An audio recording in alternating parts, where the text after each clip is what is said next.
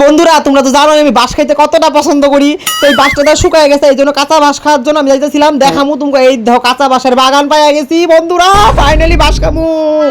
তো আমার পাড়ার কিছু চ্যাংরা প্যাংরা ধৈরা বাইন্দা আমার নিয়ে যেতেছে বাঁশ খাওয়ানোর লিগে। আর কইতেছে চল, অনেকদিন থেকে তুই বাঁশ খাস না, আজকে তোরা বাঁশ খাওয়াইছে। আমি কিন্তু ঠিক আছে চল। পরে আগে বাইকে উঠা কোনো রকম করে রেডি টুডি হয়ে বাইরে গেলাম এখন লোকে বাঁশ খাওয়ার লিগে। দেখো আমি কত খুশি আজকে বাঁশ খামো, এতদিন পরে আমার জিব্বাতে যখন লোল করতেছিল বাঁশ খাওয়ানোর লিগে। তো দেখো পরিবেশটা একেবারে পাহাড় আর পাহাড়, খুব সুন্দর। আমি মনে আজকে বহুত আনন্দ, কারণ অনেক দিন পরে আমি বাঁশ খামো। অনেক খোঁজাখুঁজি করছে কিন্তু কোনো জায়গায় বাঁশ পেতেছিল না, ফাইনালি এক জায়গাতে বাঁশের বাগান পাই গেছি। তো দেখো বন্ধুরা আমি কত খুশি বাঁশ বাগান পাই। তো জানোই বন্ধুরা নর্মাল বাসে আমার মন ভরে না, আমার আইকলা বাঁশ খাইতে লাগে। এই জন্য আইকলা বাঁশ খাইলাম 4-5টা, খাওয়ার পরে তারপরে পেট ভরছিল। তারপরে খাইলাম, জল পিপাসা লাগছিল, কোল্ড ড্রিঙ্কস নিলাম আর চিপস নিলাম। আমার পেট ভর্তি ছিল, তাও আর ছিল চিপস খাইতেই লাগবো। তোর বন্ধু বান্ধবরা বলে তুই অনেকগুলো বাঁশ খাই নিচ্ছ, আইকলা বাঁশ আর বাঁশ, তো এখন তো চিপস আর কোল্ড ড্রিঙ্কস খাইতেই লাগবো।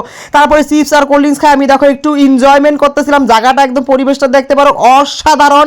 কোন জায়গা এটা তোমার কাছে কমুনা, তোমরা কমেন্ট করে কইবা এটা কোন জায়গা।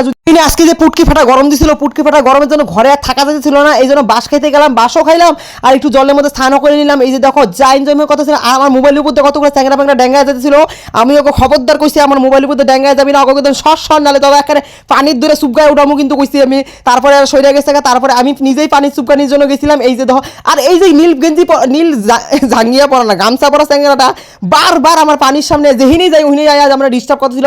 মনে হচ্ছে ধরে ঠেকনানি ইচ্ছা করতেছিল। তারপরে কিছু স্বর, তাও স্বরেরা আমার ডিস্টার্ব করতেছিল, এত রাগ উঠছে মনে ধরে ঠেকনাইতে ইচ্ছা করতেছিল। তারপরে ওইখান থেকে ফাইনালি তোমাকে একটু সুন্দর ভিউ দেওয়ার জন্য দেখো পরিবেশটা একটা অসাধারণ পরিবেশ।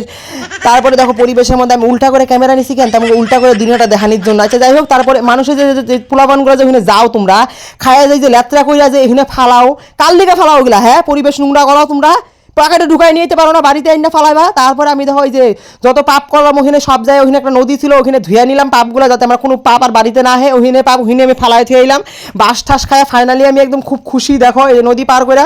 তারপরে আমি একটা বাঁশের চেয়ারের মধ্যে গিয়ে বইলাম, কারণ বাঁশ খাওয়ার পরে আমি এখানে রিল্যাক্স ভাবে একটু বসে বাঁশের কথাই ভাবতেছিলাম, আবার কবে তরে খাইতে পারুম, আবার কবে খাইতে আসুম। তোর